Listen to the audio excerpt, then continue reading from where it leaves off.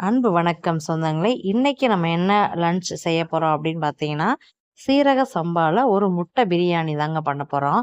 இதுக்கு என்னென்ன தேவையான பொருள் நான் போட்டுட்ருக்கேன் அப்படின்றத பாருங்க. பார்த்துட்டு நான் எப்படி செய்றேன்ற அதே மெத்தடுல நீங்களும் இந்த முட்டை பிரியாணி செஞ்சீங்க அப்படின்னா, உங்க வீட்ல இருக்க எல்லாரும் உங்கள வந்து பாராட்டுவாங்க. கண்டிப்பா விரும்பி சாப்பிடுவாங்க. குட்டீஸுகளுக்கு இது ரொம்பவும் மிக பிடிச்ச மாரி இருக்கும். கண்டிப்பா இந்த லீவுல வந்து குழந்தைங்களுக்கு செஞ்சு குடுங்க. எங்க வீட்டு குட்டீஸ் 2 பேத்துக்கும் விதவிதமா செஞ்சு குடுத்தா எப்பயுமே விரும்பி சாப்பிடுவாங்க. அதே மாரி உங்க வீட்டு குட்டீஸ்களும், எங்க வீட்டு குட்டீஸ்களுக்கு பிடிச்ச மாதிரி சாப்பிடுற மாதிரி, உங்க வீட்டு குட்டீஸ்களும் இந்த மாரிலாம் சாப்பிடுவாங்களா? அப்படின்றத எனக்கு கமெண்ட்ல சொல்லுங்க. அப்படியே என்னோட சேனல் பிடித்திருந்தா லைக் பண்ணுங்க, ஷேர் பண்ணுங்க, கமெண்ட் பண்ணுங்க. சப்ஸ்கிரைப் பண்ண மறந்துறாதீங்க. இதுக்கு என்ன சைட் டிஷ் வச்சேன் அப்படின்னு பார்த்தீங்கன்னா, எம்டி சால்னா தாங்க வச்சேன். சீரக சம்பா முட்டை பிரியாணி, எம்டி சால்னா. அடடா! சொல்லும்போதே நாக்குல எச்சு ஊறுச்சுங்க. அவ்வளோ டேஸ்ட்டா இருந்துச்சு.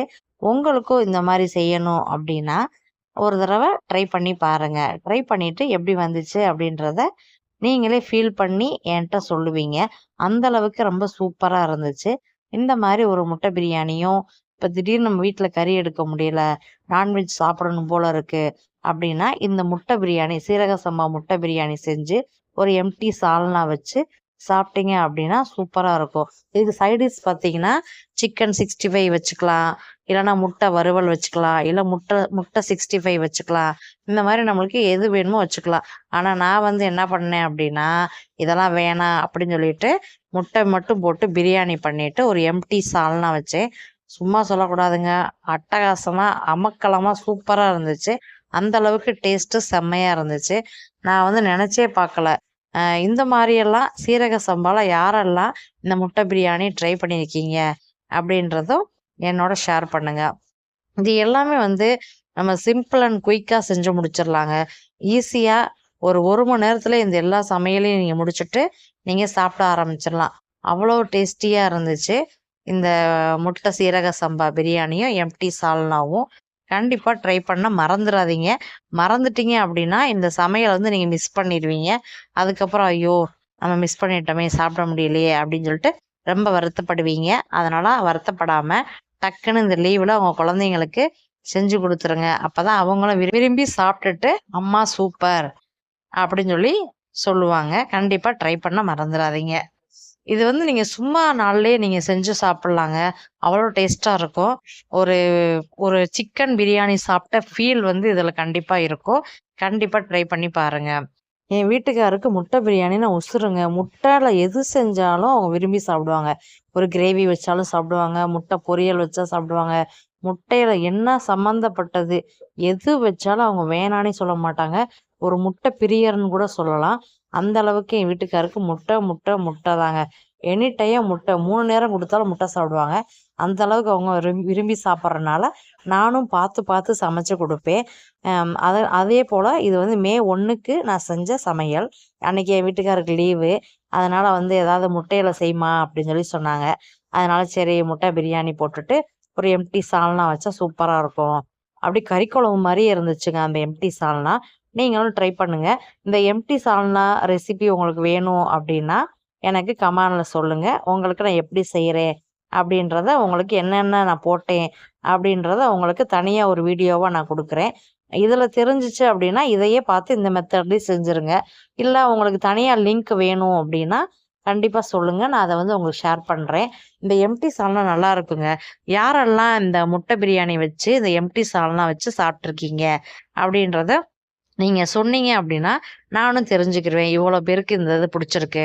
இந்த ரெசிபி புடிச்சிருக்கு அப்படின்றத நான் தெரிஞ்சுக்கிருவேன். அதுக்கடுத்து நான் வந்து அடுத்தடுத்த வீடியோ போடுறதுக்கு எனக்கு வந்து உங்களோட கமெண்ட் வந்து ரொம்ப உதவியா இருக்கும். அதனால தான் உங்ககிட்ட கேட்கிறேன். இந்த ரெசிபி உங்களுக்கு புடிச்சிருந்துச்சு அப்படின்னா, நீங்க வந்து தாராளமா உங்க ஃப்ரெண்ட்ஸுக்கு யாருக்கு வேணாலும் இத ஷேர் பண்ணி அவங்களையும் செஞ்சு பார்க்க சொல்லுங்க.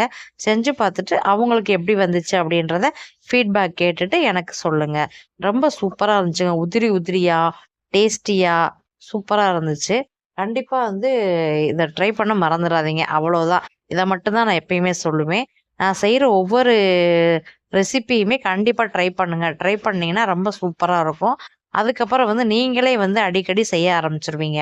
நான் போடுற எல்லா ரெசிப்பியுமே வந்து நான் என் வீட்டுக்கு பார்த்து பார்த்து சமைக்கிற ஒவ்வொரு ரெசிப்பிய தான் உங்களுக்கும் குடுக்கணும்.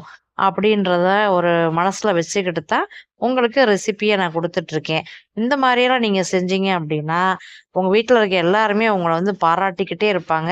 உங்களுக்கு புடிச்ச அவங்களுக்கு புடிச்ச மாதிரியும், உங்களுக்கு புடிச்ச மாதிரியும் ஒரு சமையல் பண்ணுனீங்க அப்படின்னா, அவங்களும் ஹேப்பி ஆயிருவாங்க. நீங்களும் ஹேப்பி ஆயிருவீங்க. உங்களையும் பாராட்டு மழைகள் வந்து பொழிஞ்சுகிட்டே இருக்கும்.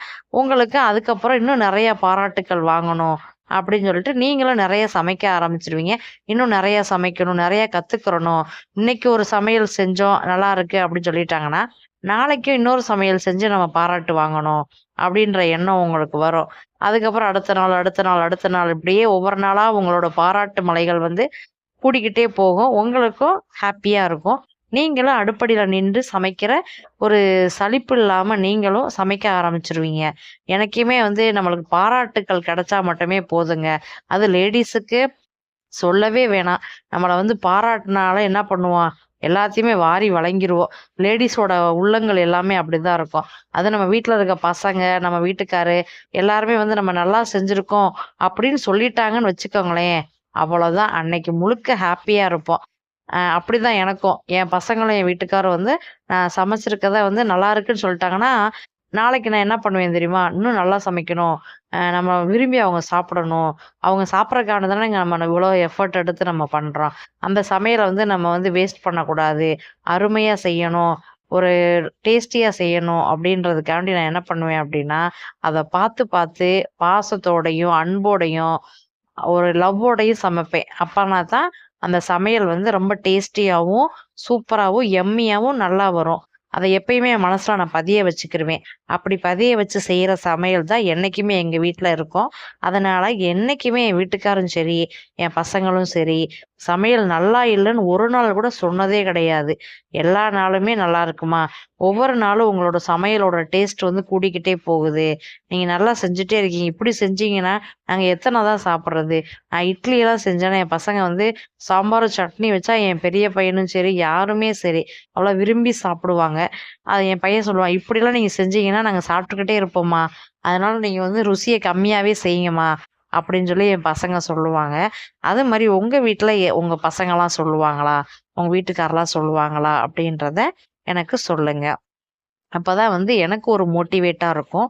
என்னோட மோட்டிவேட் மாதிரி உங்களையும் வந்து மோட்டிவேட் பண்றதுக்கு உங்க வீட்ல யாரெல்லாம் இருக்காங்க? அப்படின்றத என்னோட ஷேர் பண்ணுங்க, சொல்லுங்க. ஃபீட்பேக் குடுத்துக்கிட்டே இருங்க. அப்பதான் எனக்கு வந்து இன்னும் நெறைய ரெசிபி போடணும் அப்படின்ற எண்ணம் எனக்கும் வரும். மக்களுக்கு நெறைய சொல்லணும். கருத்துக்களா இருந்தாலும் சரி, சமையலா இருந்தாலும் சரி, ஒரு கிராஃப்ட்டா இருந்தாலும் சரி, என்னைய பாராட்டுனீங்க அப்படின்னா, எனக்கு ஒரு மோட்டிவேட்டா இருக்கும். அவ்வளோதான். வேற ஒண்ணும் என்னங்க செய்ய போறோம்? பாராட்டுனதுனால என்ன தப்பு இருக்கு? ஒரு தப்பும் கிடையாது. எல்லாரையுமே வந்து நம்ம பாராட்டணும் அப்படின்னா, அந்த இடத்துல வந்து நம்மளுக்கு எந்த பிரச்சனையும் இருக்காது. சண்டை சச்சரவுகள் எதுவுமே இருக்காது. பாராட்டு காசா? பணமா? எல்லாரையும் பாராட்டுறதுனால தப்பு கிடையாதுல்லங்க. அததான் நான் எப்பயுமே செய்வேன். எனக்கு ஒரு விஷயம் புடிச்சிருச்சு அப்படின்னா, அது யாரா இருந்தாலும் நான் பார்க்க மாட்டேன். உடனே போய் பாராட்டிருவேன். அது எதிரியா இருந்தாலும் சரி, இல்ல வந்து தெரிஞ்சவங்களா இருந்தாலும் சரி, இல்ல தெரியாதவங்களா இருந்தாலும் சரி, "உங்களுக்கு இந்த சாரி அழகா இருக்குங்க. நீங்க செஞ்ச சாப்பாடு சூப்பரா இருக்குங்க. உங்களுக்கு இந்த தோடு சூப்பரா இருக்குங்க. உங்களுக்கு இந்த செயின் சூப்பரா இருக்குங்க. உங்களுக்கு இந்த வளையல் அழகா இருக்குங்க. இந்த சாரி நீங்க அழகா கட்டிட்டு வந்திருக்கீங்க. உங்க வந்து உங்க சமையல சாப்பிட்டு பார்த்தேன். சூப்பரா இருந்துச்சு. எப்படிங்க இப்படிலாம் செஞ்சீங்க? உங்களால மட்டும் தாங்க இப்படிலாம் செய்ய முடியும்." அப்படின்னு சொல்லிட்டு இது என்னுடைய குணங்க. நான் எப்பயுமே யாரா இருந்தாலுமே பாராட்டிக்கிட்டே இருப்பேன். அவங்க வந்து என்னைய வந்து பெருமையா பேசணுன்றதுக்காண்டி நான் பாராட்ட மாட்டேன். அது எனக்கு புடிச்சிருந்துச்சு அப்படின்னா கண்டிப்பா பாராட்டிருவேன். இதுதான் என்னுடைய குணம். இந்த மாரி குணம் உள்ளவங்க நீங்களும் அப்படி இருக்கீங்க அப்படின்னா, அதையும் என்னோட ஷேர் பண்ணுங்க. என்னைய மாரி இத்தன பேர் இருக்காங்களா? அப்படின்றத நானும் தெரிஞ்சுக்கிருவேன். இது பாராட்டுறதுனால நமக்கு என்னங்க கிடைக்க போகுது? அதுல ஒரு சந்தோஷம், அதுல ஒரு திருப்தி, அதுல ஒரு மகிழ்ச்சி. இப்படி சொல்லிக்கிட்டே போகலாம். பாராட்டுக்கள் வந்து எப்பயுமே வந்து ஒருத்தவங்களுக்கு கிடைச்சுக்கிட்டே இருக்குன்னு வச்சுக்கோங்களேன். அவங்க தான் வந்து உயரத்துக்கு போய்க்கிட்டே இருப்பாங்க. பாராட்டுறதுனால அவங்களும் ஹேப்பி ஆயிருவாங்க. நம்மளும் அவங்கள பாராட்டணும் அப்படின்ற ஒரு திருப்தி நம்மளுக்கு இருக்கும். அடுத்தடுத்து நம்மள பார்க்குறப்ப அவங்களே ஆட்டோமேட்டிக்கா வந்து, "மேம் இது நல்லா இருக்கான்னு பார்த்து சொல்லுங்க. நீங்க தான் கரெக்ட்டா சொல்லுவீங்க." அப்படின்னு சொல்லி என்ட்ட வந்து கேட்பாங்க. அது ஒரு பழக்கமாவே எனக்கு ஆயிருச்சு. சின்ன பிள்ளையிலேருந்தே அப்படிதான். நான் யார் என்ன செஞ்சாலுமே பாராட்டியே பழகி போயிட்டேன். அதனால அவங்களும் என்ன பண்ணுவாங்கன்னா, வந்தோனே என்ட்ட வந்து என் ஸ்கூல்ல வந்து எல்லாருமே கேட்பாங்க. மேம் இந்த சாரி நல்லாயிருக்கா? நான் போட்ட சுடிதார் நல்லாயிருக்கா? நான் சாப்பாடு செஞ்சுட்டு வந்தேனே சாப்பிட்டு பார்த்தீங்களா? நல்லாயிருக்கா? அப்படின்னு சொல்லி எல்லாருமே கேட்பாங்க. அது வந்து அவங்க கேட்கறதுல எனக்கு ஒரு சந்தோஷம். நன்றி. வணக்கம் சொந்தங்களே!